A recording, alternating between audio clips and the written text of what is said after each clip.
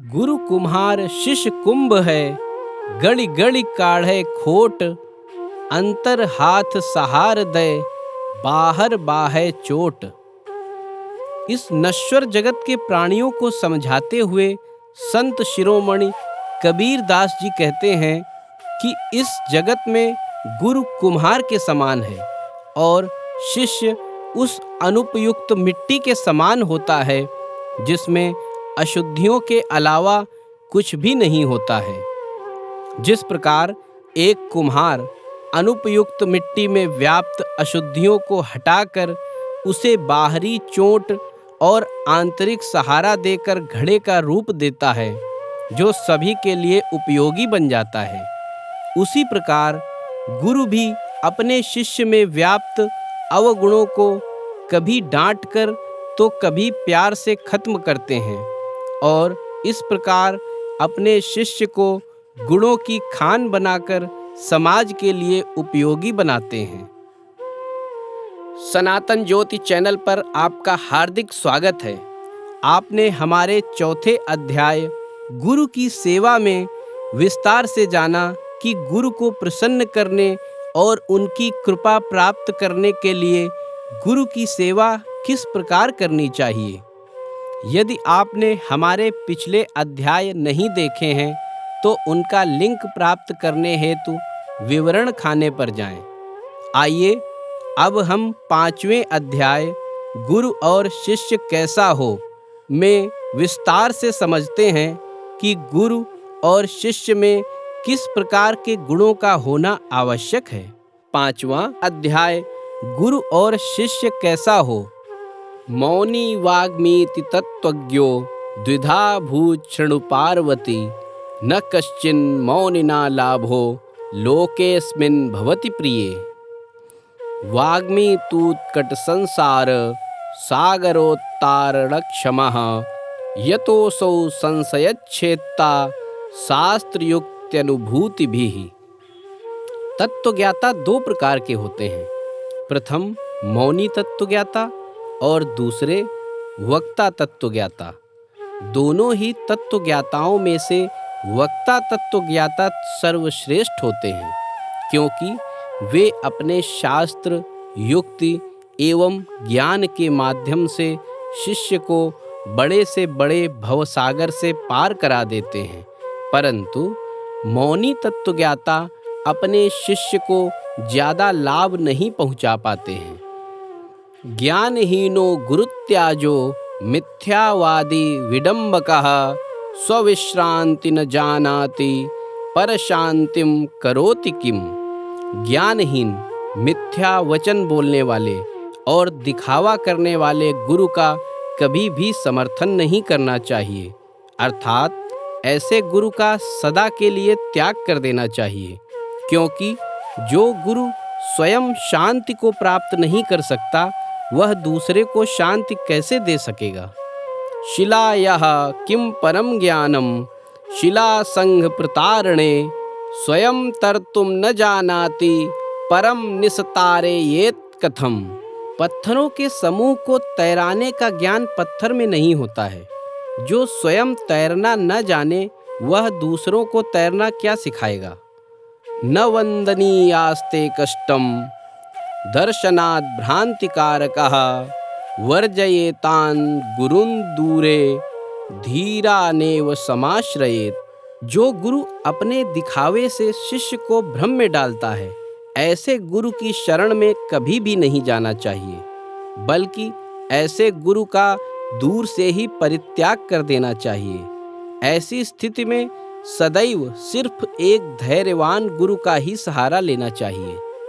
पाखंडिनः पापरता नास्तिका भेद बुद्धयः, स्त्रीलंपटा दुराचारः कृतघ्ना बकवृतयः।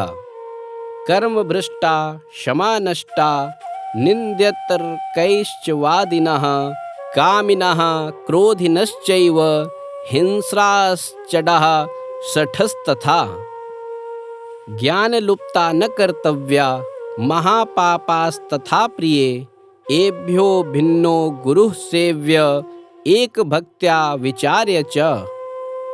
मनुष्य को जीवन में कभी भी भेद, अलगाव उत्पन्न करने वाले, स्त्री लंपट, सदा स्त्री की कामना रखने वाला, दुराचारी, उपकार न मानने वाला, बगुले की तरह ठगने वाले, क्षमा रहित निंदनीय तर्कों से व्यर्थ का विवाद करने वाले, क्रोधी, हिंसक, उग्र, शठ, स्वभाव से दुष्ट, अज्ञानी एवं महापापी पुरुष को गुरु नहीं बनाना चाहिए। ऐसा गुरु शिष्य को कभी भी उन्नत या सही मार्ग पर नहीं ले जा सकता है। स्वयं का कल्याण और सच्चा मार्ग चाहने वाले मनुष्य को सदैव उक्त लक्षणों से भिन्न गुरु की ही शरण में जाना चाहिए और उन्हीं की भावपूर्ण भक्ति के साथ सेवा करनी चाहिए। कन्या भोग रता मंदाः स्वकांतायाः परांगमुखाः अतः परम मया देवी कथितन्न मम प्रिये। गुरु गीता का उपदेश देते हुए भगवान शिव माता पार्वती जी से कहते हैं कि हे देवी, मेरे इन उपदेशों का पालन कन्या के भोग में रत, स्वस्त्री से विमुख, पर स्त्रीगामी आचरण वाले पुरुषों को नहीं करना चाहिए। ऐसे शून्य बुद्धि एवं अधम कार्यों में रत पुरुष निश्चय ही घोर नरक के पात्र होते हैं। अभक्ते वंचके धूर्ते पाखंडे नास्तिकादिषु मनसापि न वक्तव्या गुरु गीता कदाचन। स्वभाव से अभक्त, कपटी, धूर्त, पाखंडी, नास्तिक इत्यादि पुरुषों को गुरु गीता का जप या ध्यान करने के बारे में मन में भी सोचना वर्जित होता है। गुरवो बहवः सन्ति शिष्यवित्तापहारकाः तमेकं दुर्लभं मन्ये शिष्यहित्तापहारकम्। शिष्य के धन का हरण करने वाले गुरु बहुत से होते हैं, किंतु शिष्य के हृदय के तापों को हरने वाले सद्गुरु का मिलना अत्यंत दुर्लभ होता है। आज बहुत से पाखंडी लोग हैं जो स्वयं को गुरु शब्द से संबोधित करते हैं, किंतु संबोधन मात्र से ही किसी में गुरुत्व की गरिमा नहीं आ जाती।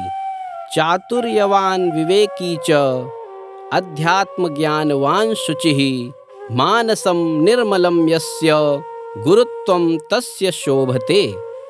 वास्तव में गुरु तो वह है जो चतुर हो, विवेकी हो, अध्यात्म के ज्ञाता हो, पवित्र हो तथा निर्मल मन वाले हों, अर्थात तीव्र बुद्धि, सत्य और असत्य की विवेचना करने वाला, आध्यात्मिक ज्ञान से परिपूर्ण, भोग और मोक्ष दोनों की प्राप्ति कराने वाला, पावन और निर्मल मन वाला व्यक्ति ही गुरु हो सकता है।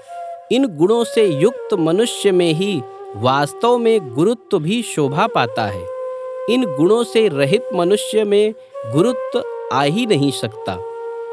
गुरवो निर्मलः शान्तः साधवो मितभाषिणः काम क्रोध विनिर्मुक्ताः सदाचारा जितेंद्रियाः। गुरु शुद्धता और शांति के प्रतीक हैं, अर्थात गुरु निर्मल, शांत, साधु स्वभाव के, मितभाषी, काम क्रोध से रहित, सदाचारी और जितेंद्रिय होते हैं। गुरु की उपस्थिति ही काम, क्रोध और अन्य दुर्गुणों को मनुष्य की आत्मा से दूर कर देती है और एकमात्र गुरु ही है जिनका संग एक सदाचार वातावरण स्थापित करता है। सूचकादि प्रभेदेन गुरवो बहुधा स्मृताः स्वयं सम्यक् परीक्ष्याथ तत्वनिष्ठं भजेत सुधीः। सूचकता और अन्य भेदों के आधार पर गुरु अनेक हो सकते हैं, परंतु ज्ञानी पुरुषों को सदैव विचार करके ही सद्गुरु का चयन करना चाहिए। मनुष्य को गुरु की योग्यता और तत्वनिष्ठता पर विचार करके ही सद्गुरु की शरण लेनी चाहिए। वर्णजालमिदं तद्वद् बाह्यशास्त्रं तु लौकिकं यस्मिन् देवि समभ्यस्तं स गुरुः सूचकः स्मृतः वर्णाश्रमोचितां विद्यां धर्माधर्मविधायिनीं प्रवक्तारं गुरुं विद्धि वाचकस्त्वति पार्वती पंचाक्षर्यादिमन्त्राणामुपदेष्टा तपार्वती स गुरुर्बोधको भूया दुभयोरत्मुत्तमः। भगवान शिव स्वयं माता पार्वती को उत्तम गुरु के विषय में बताते हुए कहते हैं कि हे देवी, वर्ण और अक्षरों से सिद्धि प्राप्त करने वाले, जिनको केवल बाह्य लौकिक शास्त्रों का अभ्यास हो, ऐसे गुरु सूचक गुरु या सूचक कहलाते हैं। धर्माधर्म का विधान करने वाले, वर्ण और आश्रम के अनुसार विद्या का प्रवचन करने वाले गुरु वाचक गुरु होते हैं। पंचाक्षरी आदि मंत्रों का उपदेश देने वाले गुरु बोधक गुरु कहलाते हैं, जो संपूर्ण जगत में सभी के लिए उत्तम गुरु होते हैं। ऐसे उत्तम गुरु की शरण लेने से मनुष्य का अति शीघ्र कल्याण निश्चित रूप से होता है।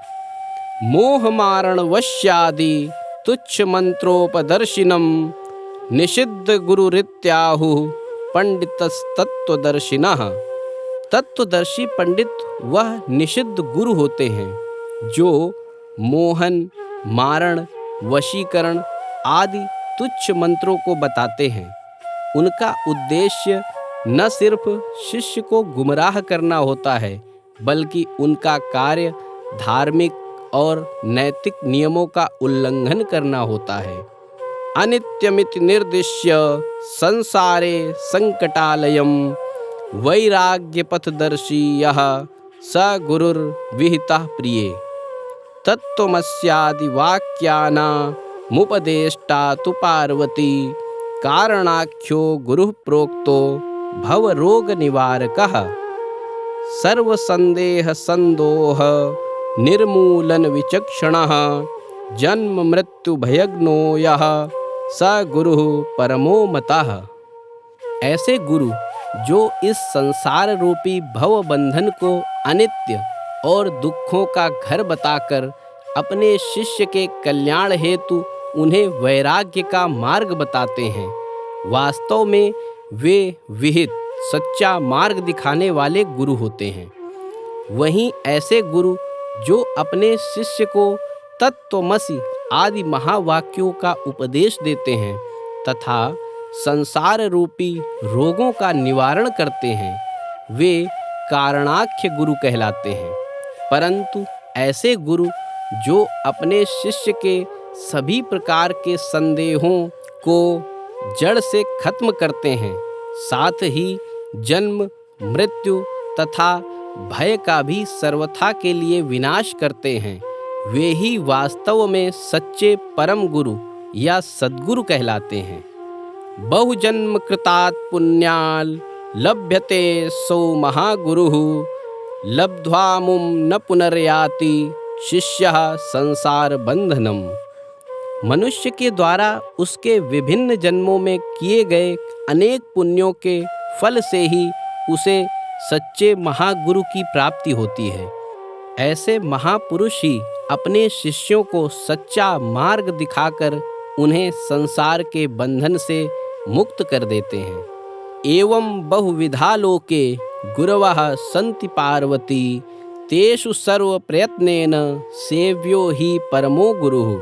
इस संसार में बहुत से गुरु विद्यमान हैं, परंतु ज्ञानी पुरुषों को हमेशा इस बात का ध्यान रखना चाहिए कि उसे सदैव परम गुरु की ही शरण में जाना चाहिए। मनुष्य को परम गुरु की प्राप्ति हेतु सभी प्रयत्न करने चाहिए, क्योंकि एक सच्चा गुरु ही उसके जीवन का कल्याण कर सकता है, बाकी सब निरर्थक होते हैं। निषिद्ध गुरु शिष्यस्तु दुष्ट संकल्प दूषितः ब्रह्म प्रलय पर्यंतम न पुनर्याति मृत्यताम। निषिद्ध गुरु का शिष्य अपने दुष्ट संकल्पों और नास्तिक विचारधारा के कारण सदैव अंधकार में बना रहता है। ऐसे शिष्य की आत्मा में अंधकार का प्रभाव ऐसा होता है कि वह ब्रह्म प्रलय, संसार के अंत की स्थिति तक मनुष्य नहीं बन पाता।